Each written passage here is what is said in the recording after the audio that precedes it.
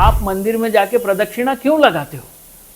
अब कई ऐसे लोग हैं जो कहते हैं यार इन सवालों के जवाब हमें मिल भी गया तो क्या हमें अच्छी नौकरी मिलेगी, क्या हमारी तनख्वाह बढ़ जाएगी? ऐसा तो कुछ भी नहीं होगा। पर फिर आप में जिज्ञासा नहीं है।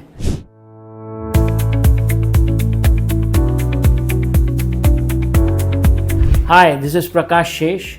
We have published 50 in and out of the box curiosity videos. Primarily based on your suggestions and feedback, we are coming out with a new series which I am sure you'll enjoy.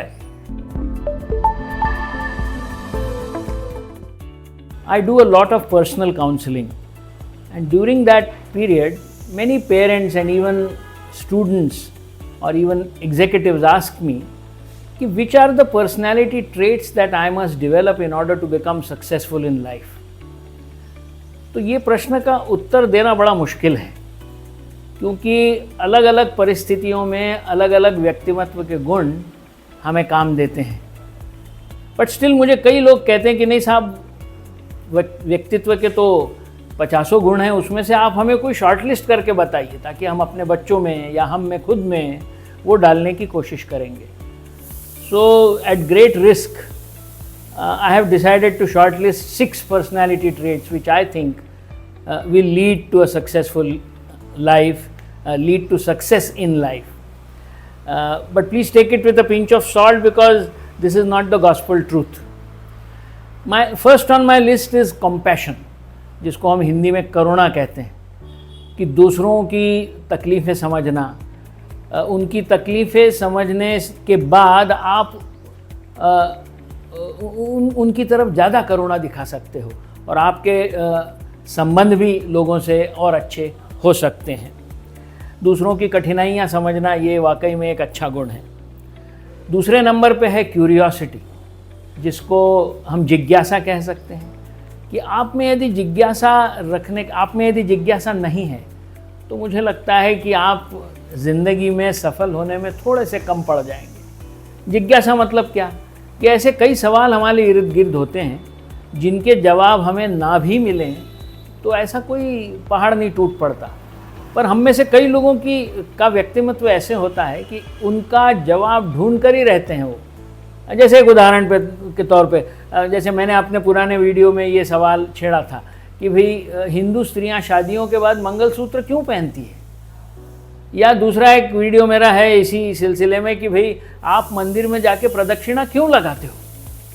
अब कई ऐसे लोग हैं जो कहते हैं यार इन सवालों के जवाब हमें मिल भी गया तो क्या हमें अच्छी नौकरी मिलेगी, क्या हमारी तनख्वाह बढ़ जाएगी? ऐसा तो कुछ भी नहीं होगा। पर फिर आप में जिज्ञासा नहीं है, आप मैकेनिकली वो चीज़ें कर रहे हैं बगैर जाने हुए कि इसका सही मकसद क्या है। तो जिज्ञासा रखना ये एक व्यक्तित्व का ऐसा गुण है जो आगे चलकर आपको सफलता में जिसका रूपांतर हो सकता है। तीसरा अंग्रेजी में हम कहते हैं स्टोइसिज्म।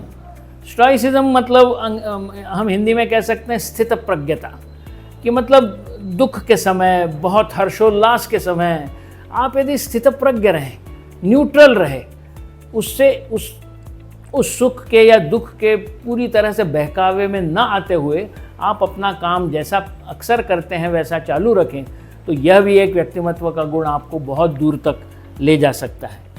चौथा है रैशनैलिटी, जिसको हम हिंदी में कहते हैं तर्क संगत रहना।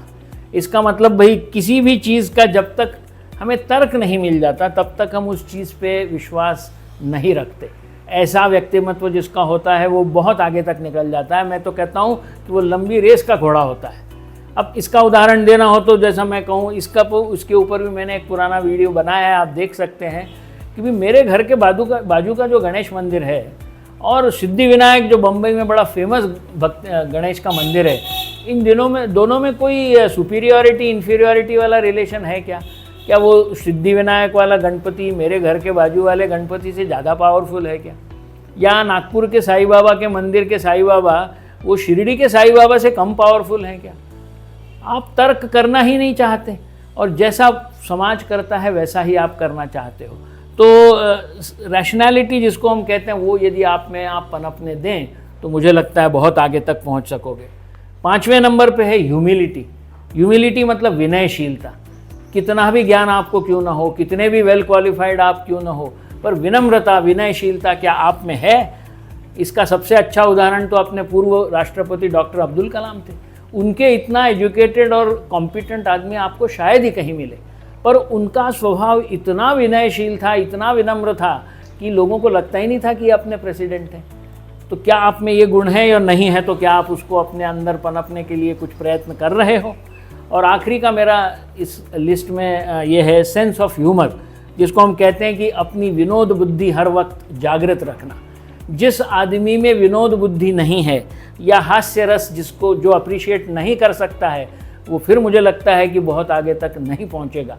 ज़िंदगी के सभी स्थितियों में यदि आप थोड़ा सा विनोद, थोड़ा सा हास्य, थोड़ा सा ह्यूमर ढूंढने की कोशिश करेंगे तो मुझे लगता है कि आपका व्यक्तिमत्व उतना ही फलेगा और फूलेगा।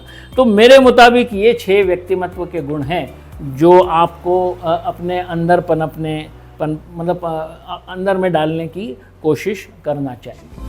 For more such interesting facts from Prakash Shesh, please like this video and subscribe to our channel.